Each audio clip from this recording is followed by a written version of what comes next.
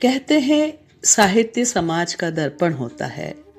महान साहित्यकार मुंशी प्रेमचंद, जिन्हें उपन्यास सम्राट भी कहा जाता है, उन्होंने अपनी रचनाओं में ग्रामीण जीवन, गरीबी और सामाजिक कुरीतियों जैसे दहेज, छुआछूत, जमींदारी शोषण का यथार्थ चित्रण किया है।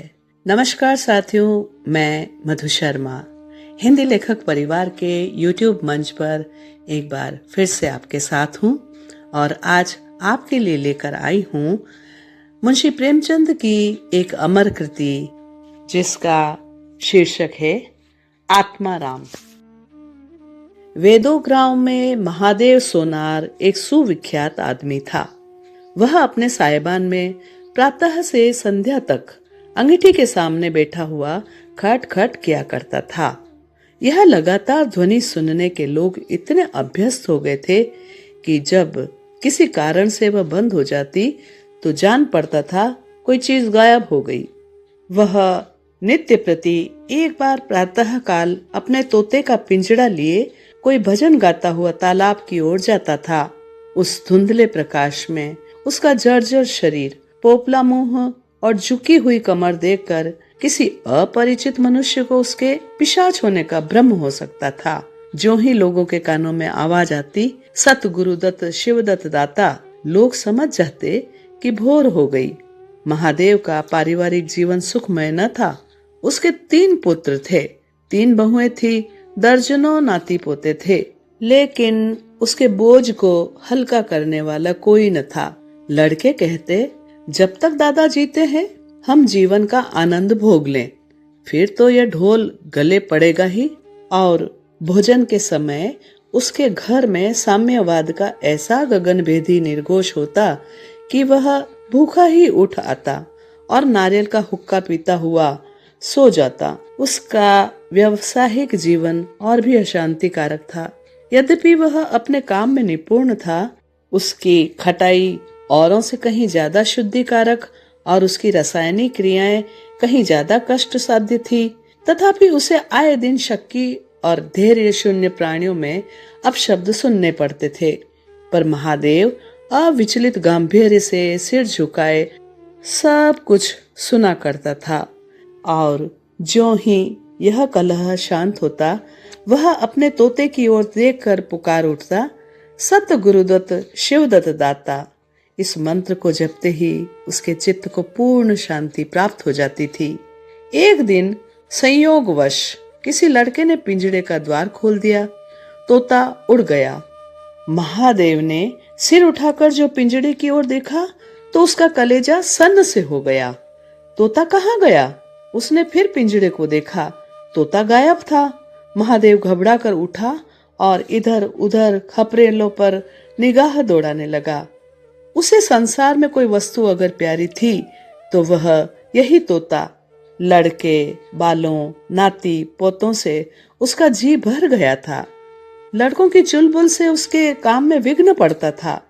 बेटों से उसे प्रेम न था, इसलिए नहीं कि वे निकम्मे थे, बल्कि इसलिए कि उनके कारण वह अपने आनंददायी कुल्हड़ों की नियमित संख्या से वंचित रह जाता था।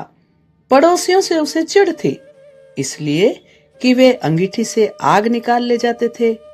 इन समस्त विघ्न बाधाओं से उसके लिए कोई पनाह थी तो वह यही तोता था। उससे उसे किसी प्रकार का कष्ट न होता था। वह अब इस अवस्था में था जब मनुष्य को शांति भोग के सिवाय और कोई इच्छा नहीं होती। तोता एक खपरेल पर बैठा था। महादेव ने पिंजड़ा उतार लिया और उसे देख कर कहने लगा, आ आ सत गुरुदत्त शिवदत्त दाता। लेकिन गांव और घर के लड़के एकत्र होकर चिल्लाने लगे और तालियां बजाने लगे। ऊपर से कौवे ने काव काव की रट लगाई। तोता उड़ा और गांव से बाहर निकलकर एक पेड़ पर जा बैठा। महादेव खाली पिंजड़ा लिए उसके पीछे पीछे दौड़ा, सो दौड़ा।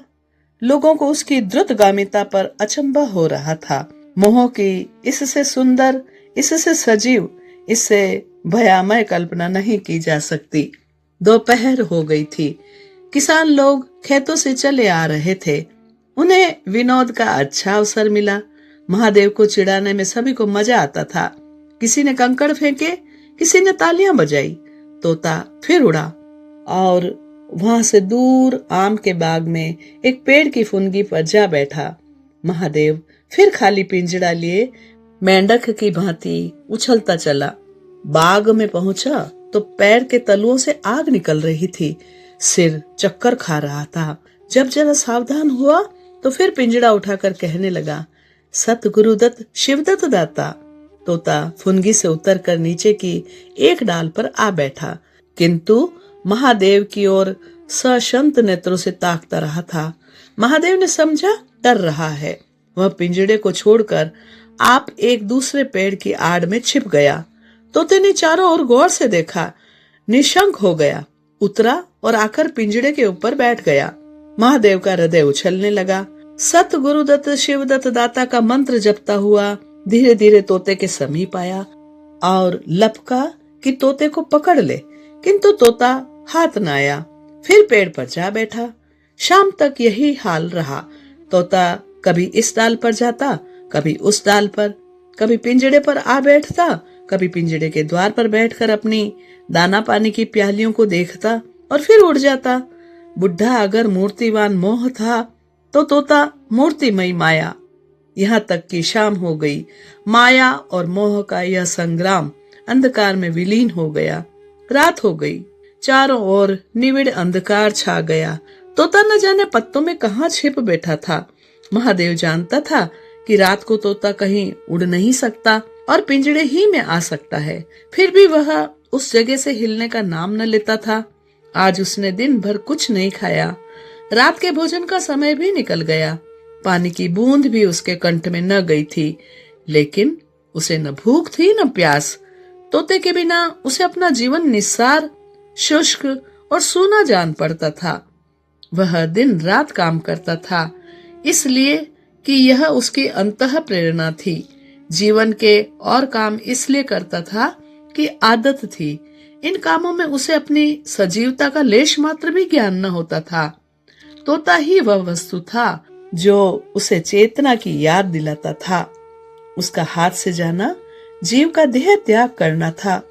महादेव दिन भर भूखा, थका मांदा रह रह कर झपकियां ले रहा था, किंतु एक क्षण में फिर चौंक कर आंखें खोल देता और उस विस्तृत अंधकार में उसकी आवाज सुनाई देती, सत गुरुदत्त शिवदत्त दाता।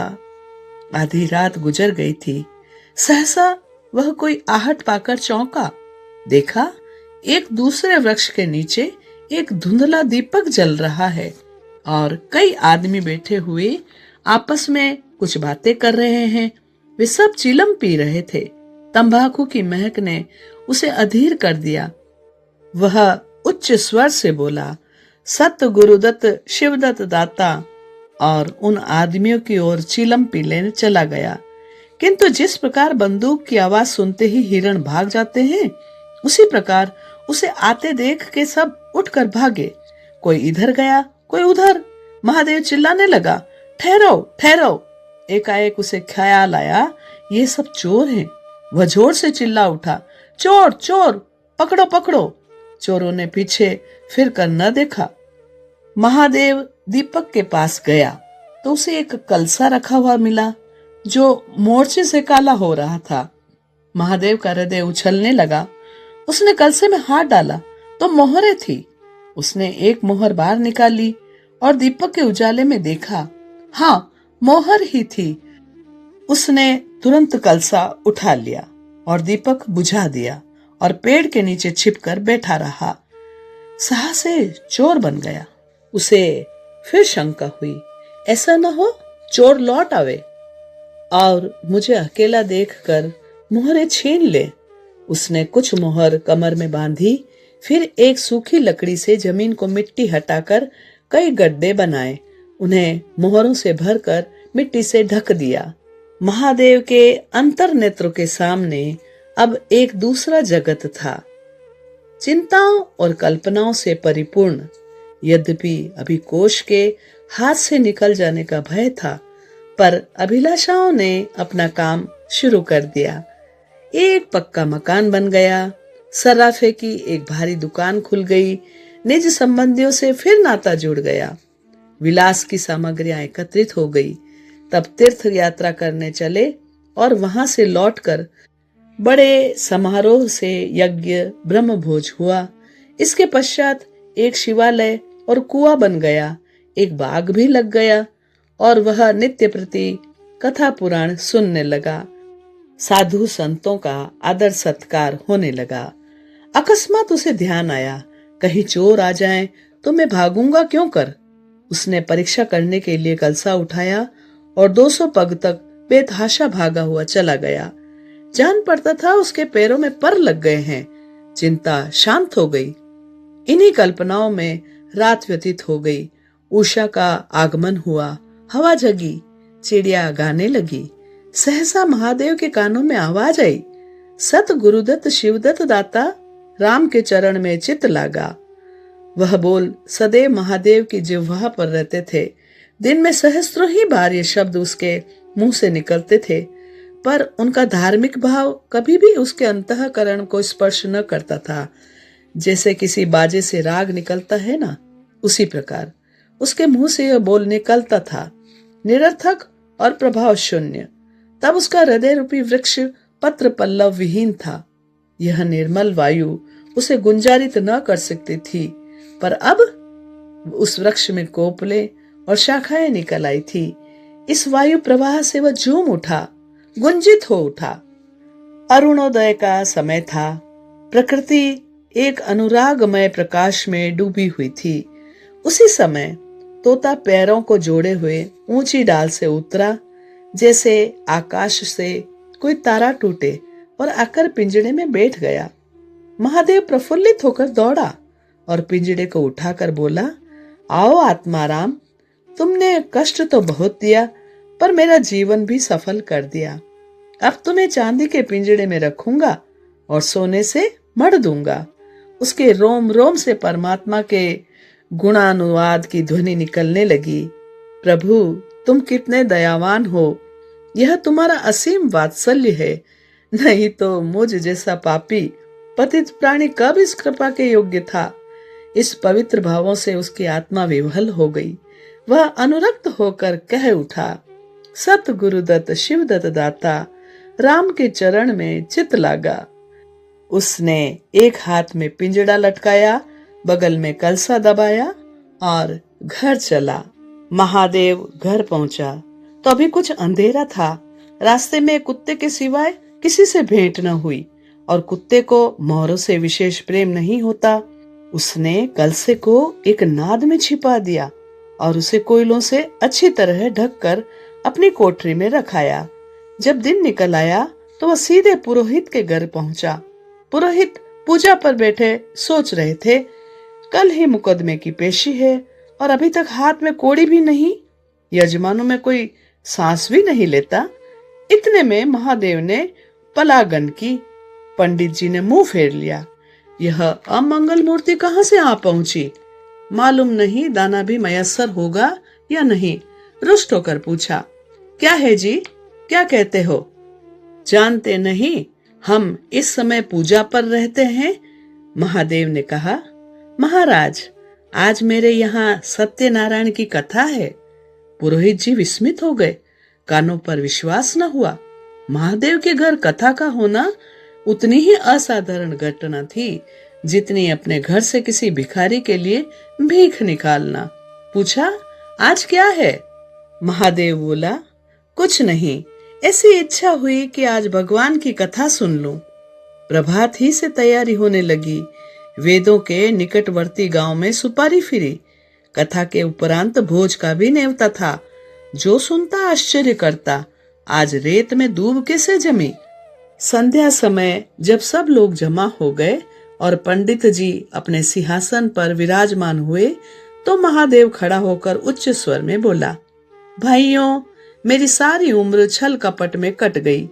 मैंने न जाने कितने आदमियों को दगा दी, कितने खरे को खोटा किया, पर अब भगवान ने मुझ पर दया की है। वह मेरे मुंह की कालिख को मिटाना चाहते हैं। मैं आप सब भाइयों से ललकार कर कहता हूँ कि जिसका मेरे जिम्मे जो कुछ निकलता हो, जिसकी भी जमा मैंने मार ली हो, जिसके चोखे माल को खोटा कर दिया हो, वह आकर अपनी एक एक कौड़ी चुका ले। अगर कोई यहाँ न आ सका हो तो आप लोग उससे जाकर कह दीजिए, कल से 1 महीने तक जब जी चाहे आए और अपने हिसाब चुकता कर लें। गवाही साखी का काम नहीं। सब लोग सन्नाटे में आ गए। कोई मार्मिक भाव से सिर हिलाकर बोला, हम कहते न थे। किसी ने अविश्वास से कहा, क्या खाकर भरेगा, हजारों का टोटल हो जाएगा। एक ठाकुर ने ठिठोली की, और जो लोग सुरधाम चले गए? महादेव ने उत्तर दिया, उसके घर वाले तो होंगे। किंतु इस समय लोगों को वसूली की इतनी इच्छा न थी जितनी यह जानने की कि इसे इतना धन मिल कहां से गया। किसी को महादेव के पास आने का साहस न हुआ। देहात के आदमी थे, गड़े मुर्दे उखाड़ना क्या जाने। फिर प्राय लोगों को याद भी न था कि उन्हें महादेव से क्या पाना है, और ऐसे पवित्र अवसर पर भूल चूक हो जाने का भय उनका मुंह बंद किए हुए थे। सबसे बड़ी बात यह थी कि महादेव की साधुता ने उन्हें वशीभूत कर लिया था। अचानक पुरोहित जी बोले, तुम्हें याद है मैंने एक कंठा बनाने के लिए सोना दिया था और तुमने कई माशे तौल में उड़ा दिए थे। महादेव बोले, हाँ याद है। आपका कितना नुकसान हुआ होगा? 50 रुपए से कम न होगा। महादेव ने कमर से 2 मोहरें निकाली और पुरोहित जी के सामने रख दी। पुरोहित जी की लोलुपता पर टिकाएं होने लगी। वह बेईमान है, बहुत हो तो 2-4 रुपए का नुकसान हुआ होगा। बेचारे से 50 रुपए ऐंठ लिए। नारायण का भी डर नहीं। बनने को तो पंडित, पर नियत ऐसी खराब। राम राम। लोगों को महादेव पर एक श्रद्धा सी हो गई। 1 घंटा बीत गया। इन सहस्त्रों मनुष्यों में से एक भी खड़ा न हुआ। तब महादेव ने फिर कहा, मालूम होता है आप लोग अपना अपना हिसाब भूल गए हैं, इसलिए आज कथा होने दीजिए। मैं 1 महीने तक आपकी राह देखूंगा। इसके पीछे तीर्थ यात्रा करने चला जाऊंगा। आप सब भाइयों से मेरी विनती है कि आप मेरा उद्धार करें। 1 महीने तक महादेव लेनदारों की राह देखता रहा। रात को चोरों के भय से नींद न आती थी। अब वह कोई काम न करता। शराब का चस्का भी छूटा। साधु अभ्यागत जो द्वार पर आ जाते उनका यथा योग्य सत्कार करता। दूर दूर उसका सुयश फैल गया। यहाँ तक कि महीना पूरा हो गया और एक आदमी भी हिसाब लेने न आया।